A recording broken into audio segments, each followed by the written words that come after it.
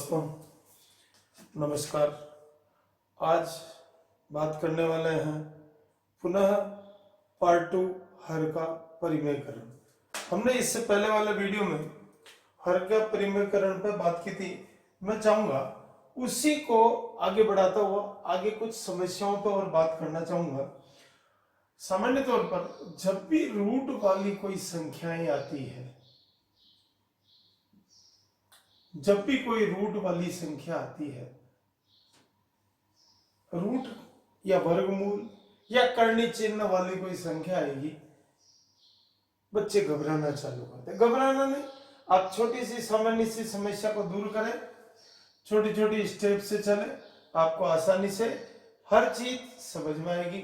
बहुत सावधानी से चले, प्लस माइनस का ध्यान रखें, कौन सा सूत्र लग रहा है उसको लगावें। पूर्ण रूप से सावधानी से चलेंगे, बहुत जल्दी से ये समस्याएं हल हो जाएगी।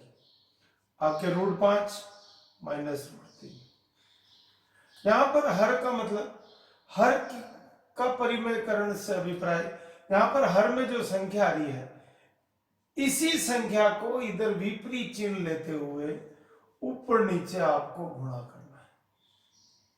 ये बहुत से कंपटीशन एग्जाम में आती है, बहुत महत्वपूर्ण है। अभी केट के एग्जाम हो रहे हैं, बैंक के एग्जाम हो रहे हैं, बहुत सारे कंपटीशन एग्जाम में इस तरह की समस्याएं आती है। कुछ समस्याओं पर मैं सामान्य बात करने वाला हूं, आप देखें उसको हल करें। यहां पर अपन ने गुणा इसलिए किया है ताकि ये एक सूत्र के रूप में बदले, क्योंकि कल वाले वीडियो में हमने बात की थी कि यहाँ पर a plus B A minus B का फॉर्मूला आपका काम करने वाला है। तो जब हमने यहां पर फॉर्मूला लगाया था, a की वैल्यू हो गई रूट 5, इसकी वैल्यू हो गई रूट 3 का स्क्वायर। अपने कल बात हुई, जब भी रूट या करनी चिन्ह या वर्गमूल का चिन्ह अगर हो तो इसका मतलब है पावर 1/2, और 2 से 2 कट गया था, x आ रहा था। ये हम बात कर चुके। Under root 5 plus under root 3, आप घटा लेंगे 5 माइनस 3, रूट 5 रूट 3। यह आपका सामान्य तौर पर आंसर आता है। इसी के साथ एक और समस्या पर बात करते हैं।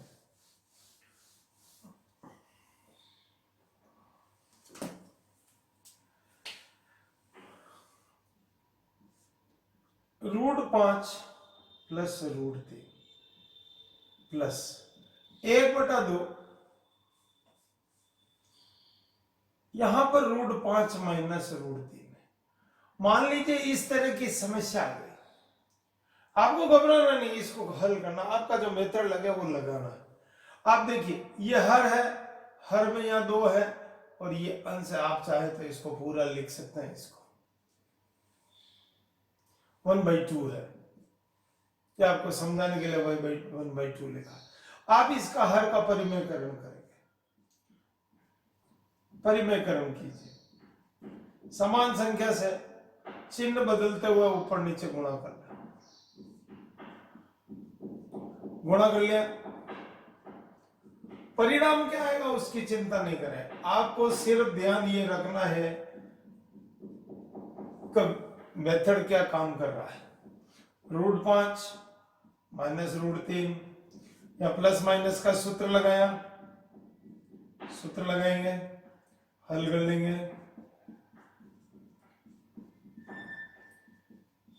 इसके बाद रूट 5 माइनस रूट 3, इसकी वैल्यू 5, इसकी value 3, 1/2 root 5 minus root 3,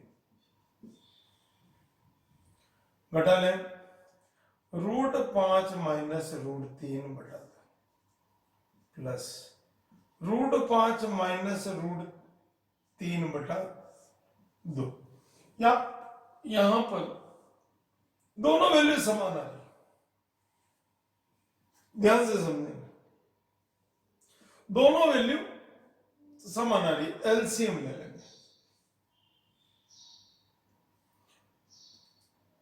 √5 minus √3 √5 minus √3। √5 आपका 2 बार है, √3 2 बार, कॉमन ले लेंगे, √5 √3/2, 2 से 2 कैंसिल कर देंगे, आपका आंसर आएगा √5 माइनस √3। यहां पर देखिए ये आधा है और ये आधा है, आप चाहो आधा और आधा 50 पैसे और 50 पैसे को मिलाते हैं क्या होता है, 1 रुपया बनता है। उसी प्रकार यहां से सीधा आप कर सकते हैं, लेकिन गलती नहीं हो इसलिए आपको ये मेथड बताया। एक समस्या और देखें, बहुत सावधानी से करते रहें। आइए बात करते हैं। √3 माइनस 1, √3 प्लस 1 बराबर a प्लस b √3। हमको वैल्यू चाहिए a और b की। इस प्रकार के भी काफी प्रश्न कंपटीशन में आते हैं, देखें 9th में है, 10th में, इस प्रकार की तुलनात्मक प्रश्न आते हैं। आपको लेफ्ट साइड में हर का परिमेयकरण करना है, √3 प्लस 1, √3 सॉरी ऊपर माइनस लगा, नीचे प्लस लगा, मल्टीप्लाई कर लें, विपरीत चिन्ह, गुणा कर लें, b√3। जो सूत्र लगता है वो लगाएं। यहां पर देखिए ये 2 बार आ रहा है, होल स्क्वायर हो जाएगा। यहां पर क्या हो रहा है, √3 का स्क्वायर माइनस 1 का स्क्वायर, a प्लस b√3, ये साथ चलेगा क्योंकि हम तुलना करने वाले हैं। अब a माइनस b का होल स्क्वायर खोलेंगे, √3 का स्क्वायर 2√3 इंटू 1 प्लस 1 का स्क्वायर, √3 माइनस 1 सॉरी √3 और इस स्क्वायर है इसलिए आपका वैल्यू कितनी आ जाएगी, इसका मान आया 3, 2√3 प्लस 1 कितना गया 2, a प्लस b√3। ध्यान से समझेंगे, 3 में 1 जोड़ लें, 2√3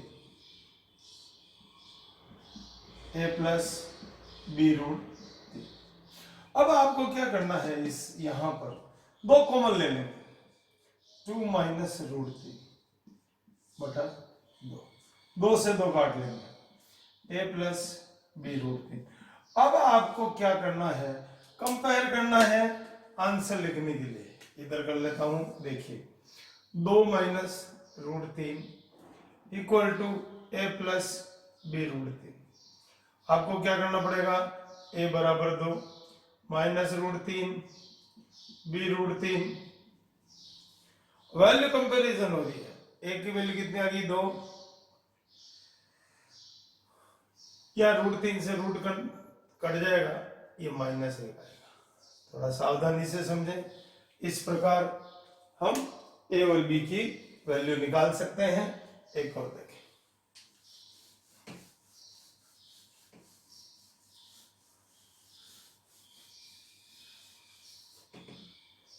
इसी के साथ करनी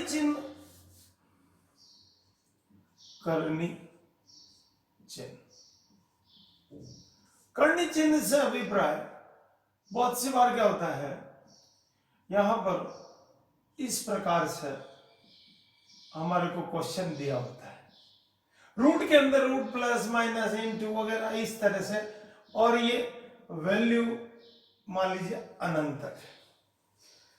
एक समस्या और देखेंगे,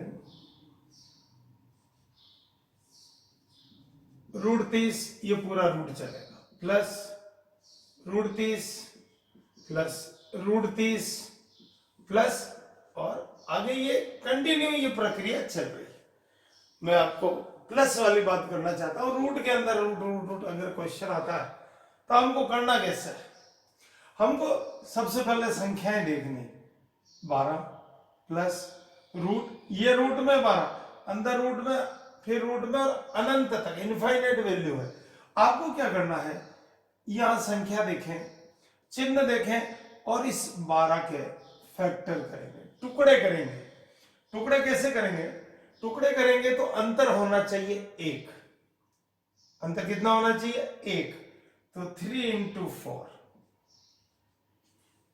इसके टुकड़े हो गए। आपका टुकड़ा कौन सा काम कर रहा है? 1 इंटू 12, 2 इंटू 6। इन ये टुकड़े में अंतर 1 नहीं आ रहा, इसमें 1 नहीं आ रहा था। हमारा कौन सा फैक्टर काम कर रहा है? 3 इंटू 4। अब आपको क्या समझना है? जब भी इसका अंतर कितना होना चाहिए? 1 का। अंतर डिफरेंस 1 का होना चाहिए। जब अंतर 1 का है, इस टुकड़े को मैं मिटा देता हूं, फैक्टर को। हमारे इसका अंतर 1 का है। जब भी अंतर 1 का हो, अंतर 1 का हो और बीच में चिन्ह प्लस का आ रहा हो, तो हमारी जो फैक्टर की जो बड़ी वैल्यू है, बड़ा मान है, जो प्लस का है, वो आपका आंसर होगा। क्या आंसर होगा? 4 इसका आंसर होगा। फिर समझ लें, √12 प्लस √12 प्लस √12, इस तरह से चिन्ह आ रहा है वर्गमूल का, करनी चिन्ह का। आपको अनंत तक वैल्यू जा रही है, इनफाइनाइट वैल्यू। आपको 12 के फैक्टर करना है। 12 के जब आप फैक्टर करेंगे 3 और 4, इसका अंतर ध्यान से सुने, अंतर दोनों का 1 होना चाहिए, डिफरेंस दोनों का 1 होना चाहिए। टुकड़े ऐसे करने, अंतर 1 आ जाए तो छोटा वाला टुकड़ा कब काम आएगा? जब यह माइनस चिन्ह होगा। बड़ा वाला टुकड़ा कब काम आएगा? जब प्लस चिन्ह होगा। थोड़ी सावधानी रखें, यहां प्लस आ रहा है इसलिए 4 इसका आंसर है। और देखिए 30 के मैं टुकड़े कर लेता हूं, 5 इंटू 6, और टुकड़े क्या हो रहे हैं वो आप अभ्यास कर सकते हैं। लेकिन हमको क्या चाहिए? डिफरेंस कितना चाहिए? 1 का। अंतर किसका चाहिए? 1 का। 1 का अंतर होने के कारण से ये हमारा माइनस की वैल्यू हो जाएगी, ये प्लस की वैल्यू, जो बड़ा है वो प्लस का, छोटा है वो माइनस का। यहां पर आपका क्या आ रहा है? प्लस आ रहा है, तो इसका मतलब आंसर क्या हो गया? 6 हो गया। मैं सोचता हूं इन 2 उदाहरण से आपको आइडिया लगा होगा कि किस प्रकार से करनी चिन्ह में हम प्लस अगर चिन्ह आ रहा है तो आंसर कैसे निकालते हैं। अब माइनस का मैं एक आध उदाहरण आपको बताना चाहूंगा। 110 110 110 माइनस डॉट डॉट इनफाइनाइट। एक और देखें, 56 माइनस 56 माइनस 56 माइनस, इस तरह से value is dot infinite value. दोनों में क्वेश्चन में इसलिए सामने रखना चाह रहा हूं कि आप समझ पाओ कि ये टुकड़े किस प्रकार करने हैं, कब कौन सा आंसर आता है। ये इस प्रकार के प्रश्न हमेशा कंपटीशन, चाहे जो कंपटीशन था उसमें कहीं न कहीं हर का परिमेयकरण, करनी चिन्ह, घातांक, वर्ग, वर्गमूल वगैरह वगैरह सब आते। घनफल आप बिल्कुल देखें, समझे। 110 110 आपको टुकड़े करना है। डिफरेंस कितना होना चाहिए? अंतर कितना होना चाहिए? 1 का। अंतर कितने का है? बड़ी वैल्यू प्लस की, छोटी वैल्यू माइनस की। हमने ऊपर बात की थी, जब प्लस आवे बड़ा वैल्यू लेना है, माइनस आवे छोटा वैल्यू। आंसर 10, माइनस लगाने की जरूरत नहीं, आंसर आपका 10 आएगा। एक और देखें, 56 फैक्टर कर लें, अंतर कर लें, एक अंतर आ रहा है, डिफरेंस इज 1। ये माइनस वैल्यू, ये प्लस वैल्यू। हम जब माइनस की बात कर रहे हैं तो छोटी वैल्यू आएगी, और छोटी वैल्यू में 7 आ रहा है। अगर प्लस आता तो हम 8 लेते, माइनस आ रहा है इसलिए 7। इसमें भी यही चीज है, माइनस आ रहा है 10, अगर प्लस आ जाता आंसर 11 हो जाता। आइए एक आध और बात करते हैं। इस तरह के सवालों को आपको अभ्यास करना चाहिए। और बात करते हैं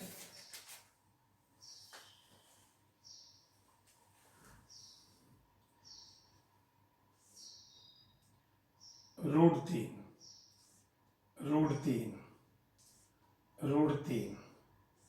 √3 मान लीजिए आपका क्वेश्चन इस प्रकार से आ रहा है, और वैल्यू इज इनफाइनाइट, समझेंगे।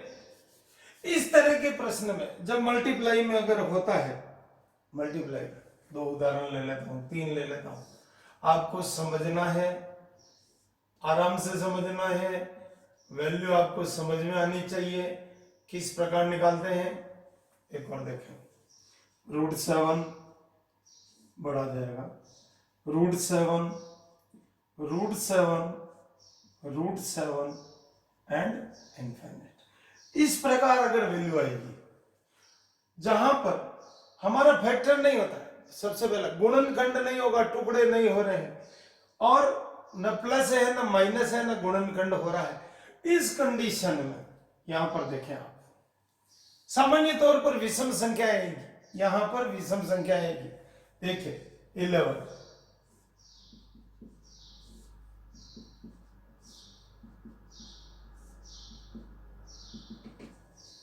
इस प्रकार के क्वेश्चन में यही संख्या इनका आंसर है।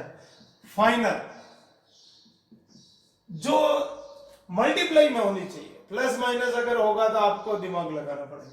अगर गुणा में है, सेम संख्या आ रही है, फैक्टर नहीं हो रहे हैं, तो आपका आंसर 3, 5, 7, 11 इस प्रकार का अगर क्वेश्चन है तो वही संख्या इसका आंसर होगी। एक का और देखेंगे,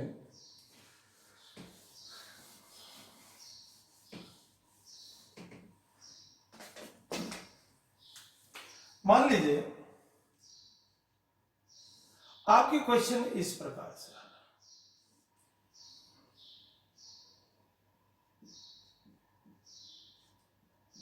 न इनफाइनाइट है, लेकिन हम क्या करेंगे, इसकी वैल्यू को कैसे निकालते हैं उसको समझने की कोशिश करेंगे। 57, 49 ये करनी चिन्ह के अंदर है, लेकिन हमको इसको सॉल्व करना है। यहां पर आपको क्या करना पड़ेगा, एक उदाहरण देखेंगे पहले, फिर दूसरे पर बात करेंगे। सबसे पहले क्या होगा, जो सबसे लास्ट वाला राइट साइड की वैल्यू है उसको देखें, क्या आ रहा है 60। ये पूर्ण वर्ग संख्या है, क्या है, पूर्ण वर्ग संख्या। आप इसकी वैल्यू निकाल लें। 16 का वर्गमूल होता है 4, क्या होता है 4, 11 प्लस, इसको ऐड कर लेंगे, जोड़ना है 25। ध्यान से सुने, इन दोनों को जोड़ दिया, फिर सुन 5, √16, आंसर इज 4। समझेंगे आप। फिर मैंने क्या किया, राइट साइड में सबसे पहले वर्गमूल कर दिया, 16 है इसलिए, क्योंकि 16 पूर्ण वर्ग संख्या है, इसका वर्गमूल होता है 4। 4 को 21 में ऐड करना 25 का फिर रूट होता है पूर्ण वर्ग संख्या 5 को 11 में जोड़े 16, और ये पूरी पूर्ण वर्ग संख्या। आइए एक और देखते हैं, आपको क्या करना है, सबसे पहले 49 को देखें। 49 किसका स्क्वायर है, 7 का, तो यहां पर 7 लिख लें, राइट। इसको ऐड कर ले 64, फिर देखें कितना आ रहा, 8, फिर ऐड कर ले। समझेंगे, मैंने क्या किया, 49 का वर्गमूल कर दिया, रूट निकाल दिया 7, इसको ऐड किया 64, रूट निकाला 8, टोटल किया 144, इसका रूट निकाला 12। मैं सोचता हूं इस प्रकार के प्रश्न आपको बहुत आसानी से, बड़ी सरलता से समझ में आए होंगे, और भी आपको समझना चाहिए। एक और विधि बताना चाहूंगा इसी के साथ, जो काफी आती है, सरलता से समझ में आ जाएगी। बात करते हैं, एक उदाहरण और लेते हैं, √3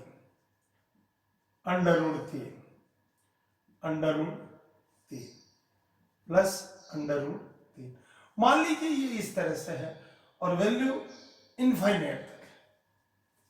अब इसमें क्या है, पहले हमने जो उदाहरण लिया था उसमें इनटू का चिन्ह था, लेकिन अब क्या आ रहा, प्लस। अगर प्लस आ गया तो हमको क्या करना है, उसके लिए हमको प्लस के लिए इसको सॉल्व करना पड़ेगा, थोड़ा कैलकुलेशन करना पड़ेगा। आपको क्या करना है, इस पूरी वैल्यू को x माना, क्या माना x इक्वल टू √3। इसमें मैंने इसको क्या मान लिया, x मेरा ये वैल्यू हो गया, क्या हो गया, वैल्यू ऑफ दिस। अब क्या है इसमें x इज इक्वल टू √3। मान लीजिए मैं इसके बाद में जो मेरी वैल्यू आ रही है इसको छुपा लेता हूं, तो मेरे पास ये वैल्यू क्या होगी, x, तो ये क्या हो गया, √3। क्या हो गया, √3 को मैंने क्या माना, x, तो इस पहले को छोड़ करके आगे की सब संख्याओं को x ले लें, ये मेरे पास वैल्यू आ गई। आइए बात करते हैं, अब आपको क्या करना पड़ेगा, वर्ग करना पड़ेगा। कैसे करेंगे, जब आप वर्ग कर लेंगे रूट और स्क्वायर होने से हट जाएगा, आप हटा लें। यहां पर एक मैं फॉर्मूला बताने वाला हूं, x² - x - 3 = 0। यहां पर इसके टुकड़े संभव नहीं, फैक्टर संभव नहीं है। 3 अगर गुणनखंड विधि से हम इसको सॉल्व करना चाहेंगे तो हमारे पास वैल्यू नहीं आएगी। क्यों नहीं आएगी, क्योंकि जब हम इसको सॉल्व करेंगे गुणनखंड विधि से, गुणा करने पर 3 चाहिए, जोड़े घटावे तो 1 चाहिए, 3 एकम 3 संभव नहीं है।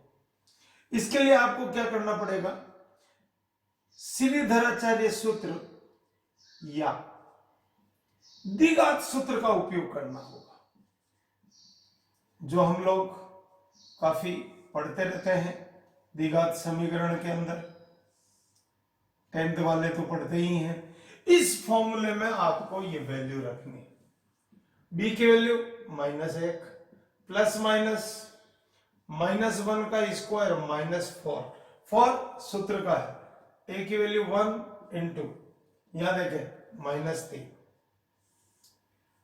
2 इंटू 1। आपको इस फॉर्मूले के अंदर a b c, यहां पर x² का गुणांक a होता है, तो a की वैल्यू, b की वैल्यू और c की वैल्यू निकाल लेंगे। अब आप इसको सॉल्व करेंगे, माइनस को माइनस से गुणा करेंगे 1 प्लस माइनस, ये -1 का स्क्वायर इज 1, माइनस माइनस गुणा हो गया 4 करीब 12, 2, 1 प्लस माइनस √13। अब यहां पर हमारे पास 2 वैल्यू निकल के आ रही है।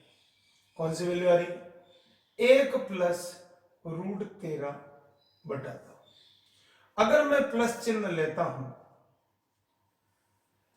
तो मेरे पास